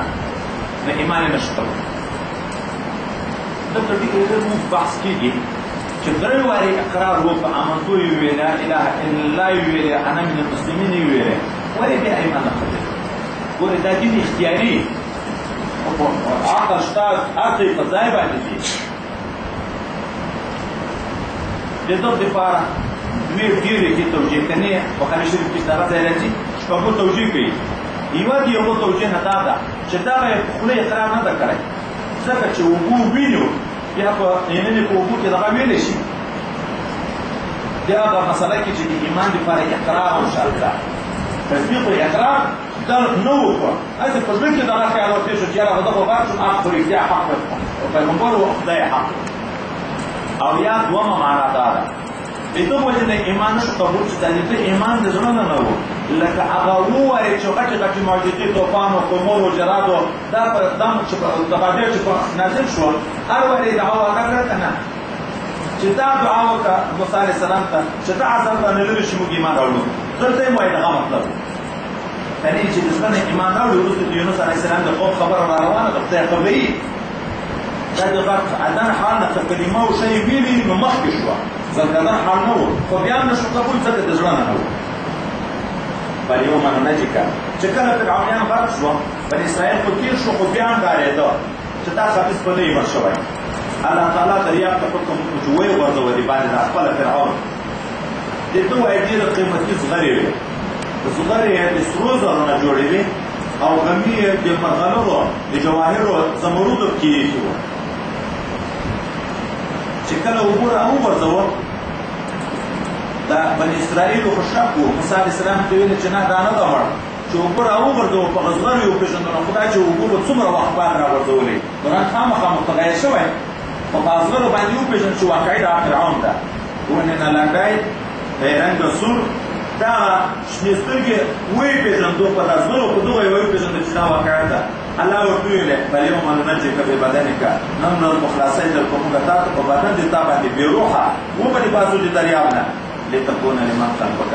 لپاره د دې چې تل لپاره د خلکو جوړونو ته تا راځي آیت دی او عبرت دې شي وین کثیر من الناس عن آیاتنا غافلون ډېر د خلکو د آیاتونه هغه غافل دي توجه نه ورته کوي ولقد بوأنا بني اسرائيل تحت سرزاي ورکومو بني اسرائيل ته پس د هلاکت فرعونیانو نه وبوأ سبتن ځای کې پرېږدنی لایق په مثل او په شان کې ورزقناهم من الطیبات او رزق ورکومو دوی ته د پاکو شیانو نه خو دغه بدبختان فما اختلفوا حتى جاءهم العلم دی اختلاف په دین کې نه وکړه مګر هغه وخت چې ښه علم هم خدای پاک ورکړو دی ته خو د هغه نه بعد تغییرونه شروع کړه په تورات کې رسمونه شروع کړي اختلافات راوسته ان ربک یقضي بینهم یوم القیامه خدای پاک په فیصله وکړي چې مابین د دوی کې په ورځ د قیامت بما کانوا فیه یختلفون په هغه شي کې چې دوی اختلاف کوونکي دي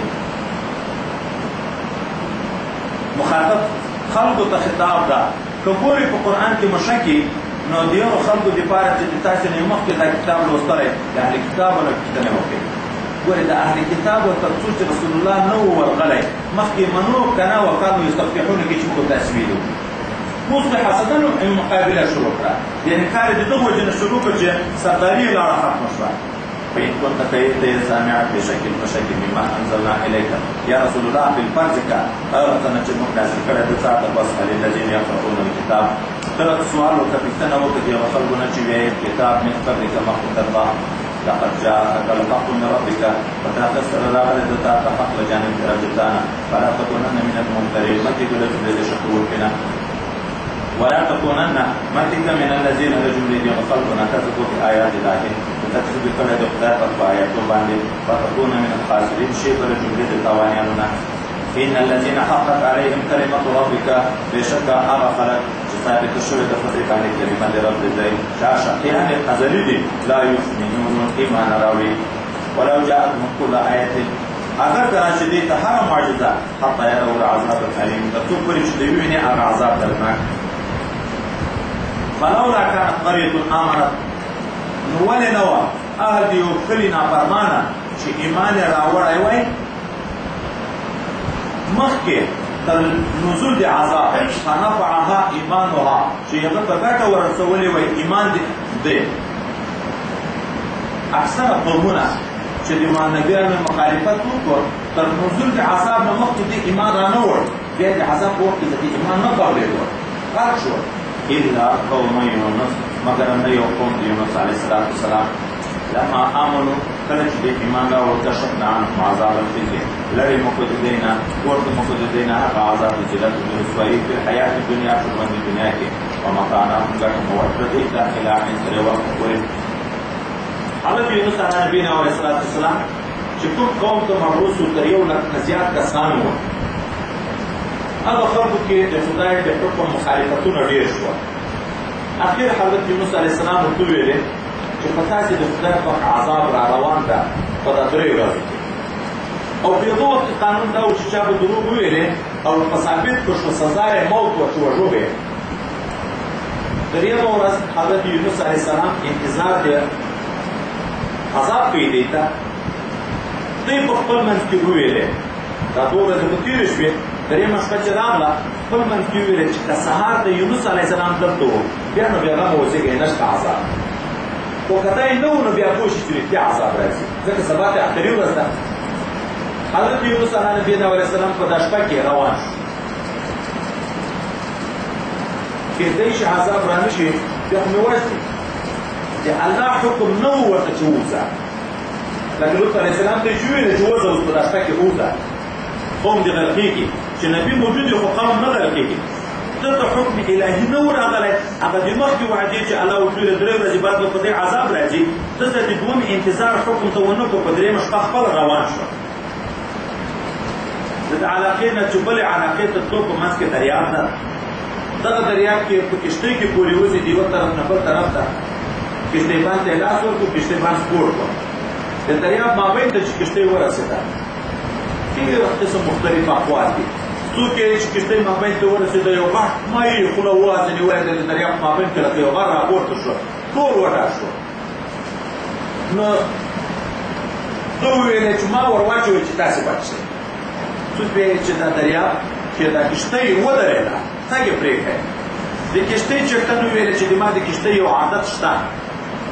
چیرې یا کوم غلام کښتېدلی وي د خپل چټن نه یا کوم مجرم چې سپور شوی وي دا کښتۍ ځکه بیا نه ځي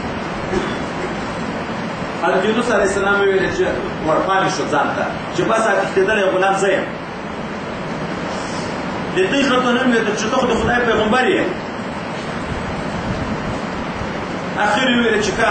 قراندازي به وکړو دا پچه چې اچي چې موږ عذر په آخرت کې خدای پاک ته جوړې داسې نه چې موږ خدای پاک به ته ونیسي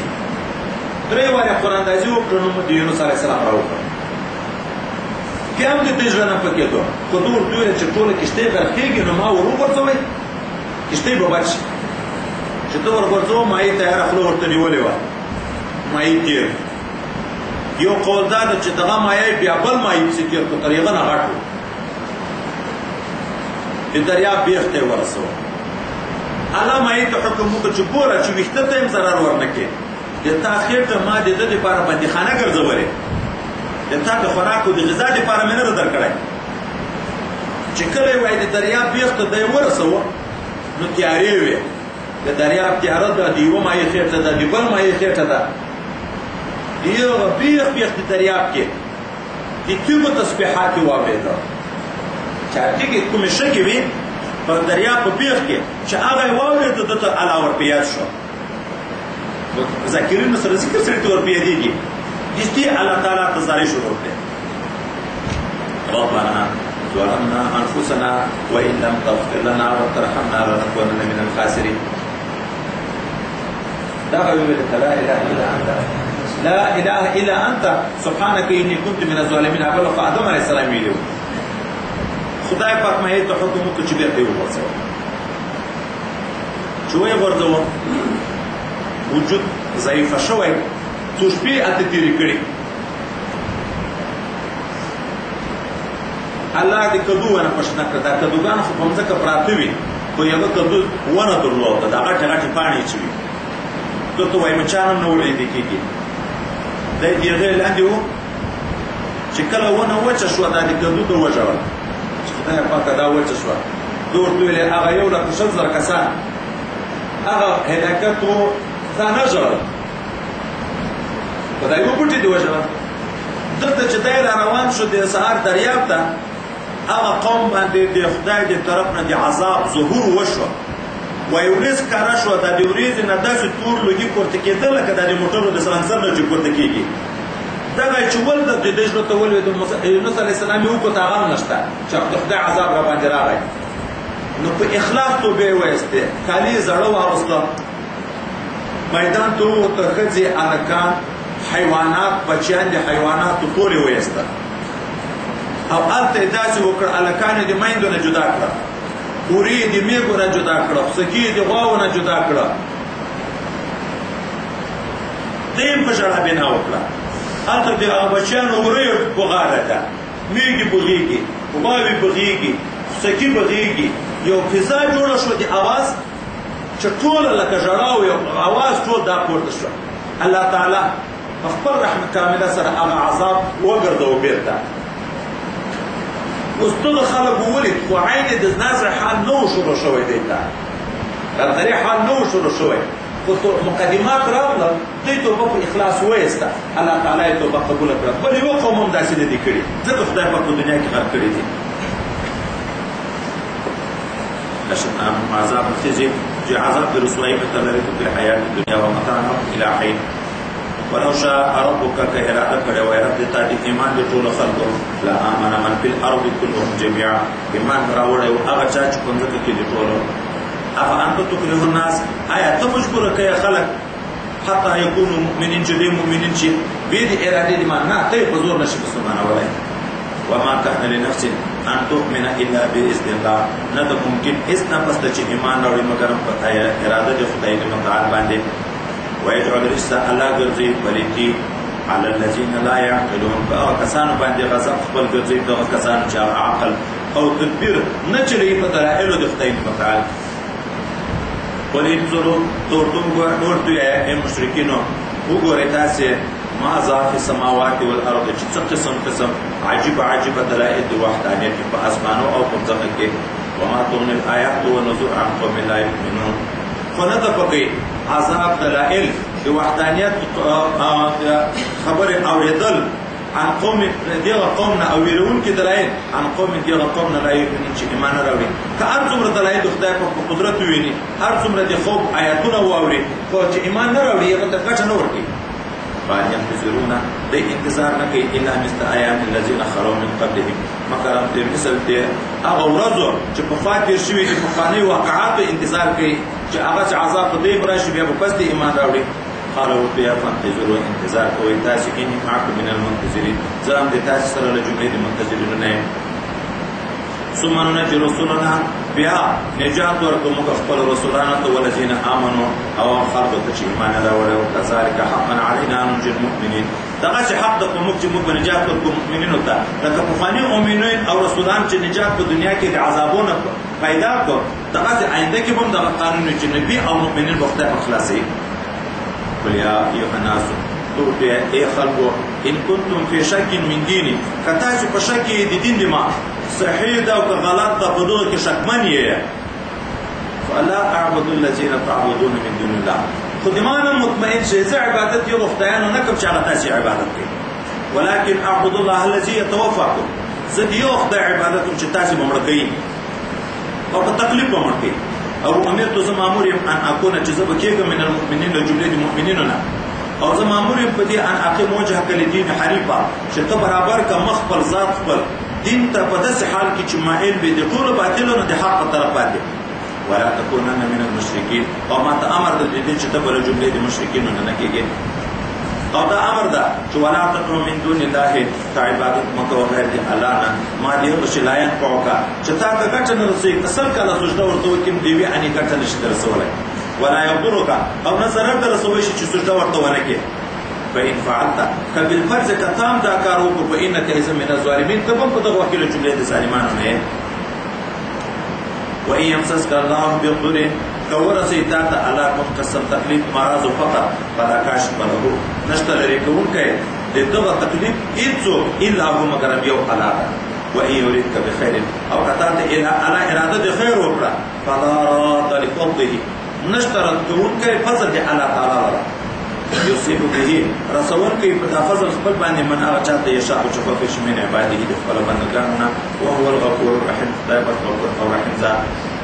قل يا أيها الناس قلت يا خلقوا قد جاءكم الحق من ربكم فتاقصر غلط تاس القرآن جانب رب تاسنا فمن اهتدى شان سمليار پیدا کړه فإنما يهتدي لنفسه نو سړي په شک خبره ده چې لري پیدا کړه ځان دې ګټه دي پاره ومن ضل تجكم راشو فإنما يضل عليها دا گمراه کیږي په ضرر د خپل نفس باندې وما انا عليكم بوکیل زنه په تاسو باندې ساتم کوي واتبع ما يوحى إليك متابعت کو اے رسول الله یہ قرآن جو وحی کی گتا تو وصبر صبر کا حتى يحكم الله تر دې پورې چې الله تعالی حکم او فیصله وکړي دیتا د مصلحت او تعالی باندې سپي وهو خير الحاکمین او تعالی تعالی چې د خیر فیصله کوي